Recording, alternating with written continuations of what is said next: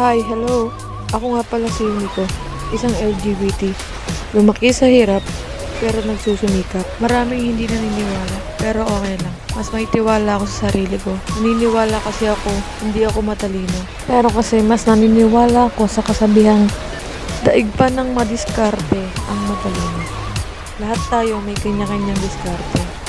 Nasa sayo na lang kung gaano ka kalupit dumiskarte sa gagawin mo. Nahihirapan man ako ngayon, pero naniniwala ko sa itaas na kung hindi man ngayon ang panahon para sa akin, okay lang, handa akong magsumikap para sa panahon na yun. Dahil siya lang ang tanging nakakaalam ng lahat ng mga plano ko. Ako yung tipong sa tingin ng iba ay makulit, palabiro, mayabang, makuloko, friendly. Ako din daw yung pinakapasaway sa buong pamilya. Sabi nila, bunso daw ang mag-aahon sa kahirapan. Pero hindi eh. Ako pa yung pinakapasaway. Pero malay mo, magbago ang ikot ng mundo.